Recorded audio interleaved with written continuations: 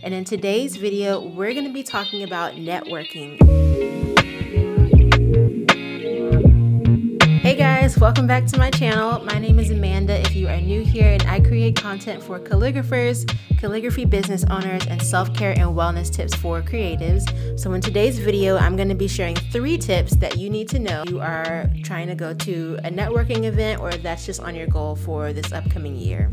If you are a calligraphy artist, whether you do weddings, live events, signage, you should be networking with your ideal clients so that they know that you exist and to help build relationships. So like I said earlier this month, I went to 2 different networking events. One was really like a conference, and then the other one was a networking day of education event. So both of these events that I went to weren't really geared towards calligraphers specifically, but I went to them just to network and meet other professionals who are also creatives and also like in the same industry. So the first lesson that I learned was know how to clearly communicate what you do.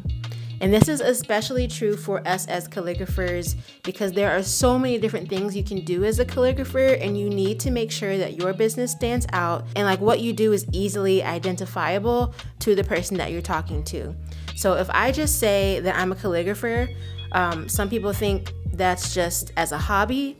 And most people automatically think that I'm talking about I do weddings, I do envelopes and stationery, and I don't do any of those things. I'm a live event calligrapher, and so I made sure that when I introduce myself to people, I specifically say I'm a live event calligraphy and engraving artist. And usually when I say that I'm a live event calligraphy artist, that automatically piques people's interest because they're kind of curious as to what that means as opposed to just a regular calligrapher. And it usually leads to them asking me a little bit more about what that means and what I do, especially when I'm talking to planners who are either wedding planners or corporate event planners, because they are always looking for like new talent, new vendors to incorporate into their events.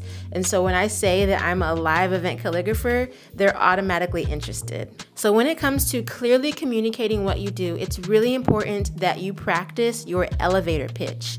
An elevator pitch is pretty much just making sure that you are clearly communicating who you are, what you do, and what your offer is, or what services you provide. So for example, for me, when I would introduce myself, I would say, hi, my name is Amanda. I'm a live event calligraphy artist, and I provide calligraphy and engraving services for luxury brands and events. And it's really quick, it's very concise. You're not telling people your whole history and everything on your services page on your website. Just enough to introduce yourself and set yourself apart. And I tell you, this makes a world of difference. It really does. At both of the events that I went to, I was literally the only calligrapher in the room. And so when people saw me later on, they're like, oh, you're the calligrapher. Oh, you're the calligraphy artist. And literally from those events that I went to, or at least just from one of the events, I already got 3 inquiries the same week. Another great idea is to save a couple of photos or videos that you can quickly reference so that you can show the person that you were talking to what you do. If someone has never heard of live event calligraphy or hasn't ever seen calligraphy engraving in action, you're going to want to put that in your minds of exactly what you do so that they can visualize how you can help them for their services or their clients, or just a great way to reinforce who you are and what you do. Usually at these networking events, people are kind of exchanging information with their business cards, or they're following each other on Instagram. And so I would quickly show them like some of my recap videos that I have on my Instagram page, and it shows them like what brands I'm working with, and it just helps them to solidify the type of clients that I work with and the experiences that I provide. Now, sometimes you might be in a scenario where the internet is really slow or there's just like low service. So make sure that you have some photos or videos saved on your phone in like a special album that you can open up and quickly reference and not have to worry about connection, because there is nothing more awkward than trying to pull up a video and it is so slow to load and y'all are both just standing there like, okay girl, where is the video? I really love this idea of being able to visibly show whoever you're networking with or whoever you're talking to a quick video to reinforce your elevator pitch and show them what's possible. Okay, the next lesson that I learned is you actually have to find and go to these events in person. Maybe this should have been topic number 1. So I know it can be a little bit intimidating to actually go to these events, and you may be wondering, how do I know what events to go to? So I was listening to a really great calligraphy podcast called Keeping Up with the Calligraphers. They had an episode where they were talking about networking, and I think that really did inspire me to like really put myself out there. But Alex shared some great tips on how to find some events. But if your goal is to work with more event planners, especially in like the luxury market, they're usually a part of some type of network or community or organization where they're sharing resources and things like that. It's really the more that you get out there, the more people hear your name, the more you keep showing up and show your face, they're going to think of you first for their event. And 9 times out of 10, you're probably going to be the only calligrapher in the room. Despite what you see on your Instagram feed, calligraphy as a profession is not that mainstream. It may seem like a lot of people are doing calligraphy since that's what shows up on your Instagram feed, and also because that's mostly who you interact with and that's what the algorithm is showing you. But it's highly, highly, highly likely that you are the only calligrapher that most people will follow. And it always blows my mind. Sometimes I'll meet event planners, or once they, reach out to me, they'll say, I have been wanting to work with you for so long. I've been following your page. You're the only calligrapher I know that does this. How can we work together? And most of the times they're just trying to find the right client for your services. So now I want to talk about some ways that you can prepare for your first networking event. Number 1 is find a networking event to go to. Kind of what I mentioned earlier, you can go online, look at local meetups in your area, just Google them and say, like, let's say I live in Austin, so I can say like Austin Creative Professional Meetup, or Austin Business Meetup, or Austin Wedding Planners Meetup, or Austin Events Meetup. Just like use some key terms. You know how to use Google, just find the people. Sometimes you have to register for these events, and some of them are paid. Do not let that hinder you. Because if you go to an event that does have a fee, it's usually for the food and the production or whatever education or speakers might be there. It pays to be in the right room. And sometimes for the people that you're trying to reach, you have to pay to get there. It's an investment. Don't let the price tag fool you. Sign up and go to these events. So you found your event. Next step is make sure you have business cards. And it doesn't have to be complicated. Just order some through, your local office supply store, Office Depot, Office Max, Staples. I got these from Zazzle.com. But there are so many places that you can get business cards if you want to. And I've done this before in the past where I ran out of business cards and I'm waiting for like new ones to be shipped to me.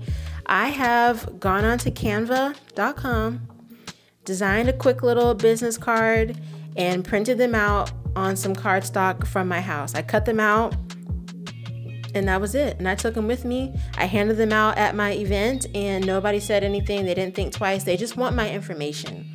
And it's a way for them to follow up and be top of mind. So make it easy for yourself. Bring some business cards so that people can look up your information and stay in contact with you. The other tip is to make sure that you dress appropriately. Make sure whatever event you're going to, if there's an attire or if it's like business casual, if it's an evening event or like a dinner or something, that you're dressed appropriately. Even if it says casual, dress in a way that represents your brand. You can't say that you're a luxury calligrapher and then you come up there in sweatpants and slides. Like, that does not match the vibe. So look put together, look well-groomed, and then show up and represent your brand well. Okay, and the next thing is, once you're there, make sure you actually interact with people. Don't just show up and be in the room and then be that person who gets a little drink and then stands in the back corner and only talks to one person the whole time. Mingle. I know it's hard. I'm naturally an introvert. That's why it's easy for me to just talk on camera, because I'm literally in this room by myself. But when you go to a networking event, I promise it'll be okay. Everyone is just as intimidated as you. Networking events to network. They're at the event to interact and meet one another. And you don't want to come off as like standoffish or like isolating, because when planners or other vendors or other event professionals are looking to hire someone, they're more likely to hire someone that they like. It's a relationship. It's all about relationships. All right, and the last thing that I learned about these events, networking events, is to make sure you follow up with people afterwards. So we talked about handing out business cards, saying hello, being friendly, but the relationship is more than just a one-time thing. It's almost as if you're dating. Like, if you meet someone and you really liked them, then you're gonna follow up, you're gonna DM them or text them or call them. In this situation, you're probably gonna DM them or send them an email. But treat it like that. Whoever you liked, whoever you really wanna work with, make sure you follow up with them afterwards so that they remember you and they don't forget you. So earlier I mentioned to make sure you have business cards and you're giving your business cards out to people. It's also important that you get other people's business cards. If you meet a planner or another vendor, ask for their business card so that you can follow up with them instead of, again, just waiting around for their email. Usually planners are super busy. They get tons of vendors who are reaching out to them and are in their inbox wanting to work with them or wanting to be on their preferred vendor list.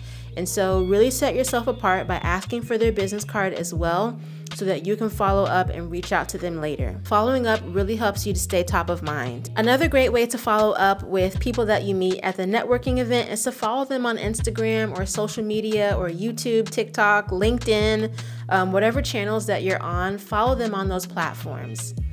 And it's not enough to just follow them, because you know how the algorithm is. You know she is bougie. So it's not enough to just follow, but make sure you are now interacting with their content.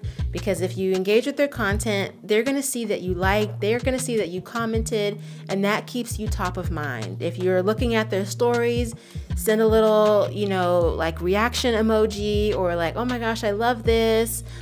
Just be relatable, be engaging with them, and let them know that you exist and that you wanna have a relationship with them. Don't be stalkerish though.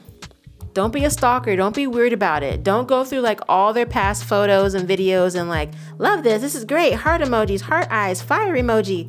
That's a little weird. That's a little too much. Be subtle about it. You gotta be chill. Be cute, be cool, but still show yourself that you wanna, be in their circle. And then lastly, when it comes to following up, follow up and meet them at other events.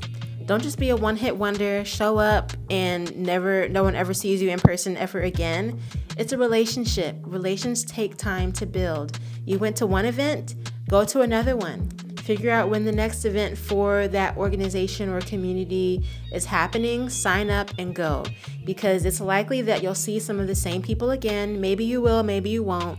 But go to multiple events so that you can build that relationship. It's really about staying top of mind, letting them know that you're interested, letting them know that you're alive and well, you're invested in this community, and I'm here. Let's work together. Let's be friends. So go to multiple events, let them see your face again, and remind them of who you are, what you do, and how awesome you are to work with. Okay guys, those were the three main things that I learned from going to some networking events this past month. Let me know what you think in the comments, or if you've been to any networking events, feel free to share your experience or tips that you've learned. Hopefully this was helpful, and I will see you guys in the next video.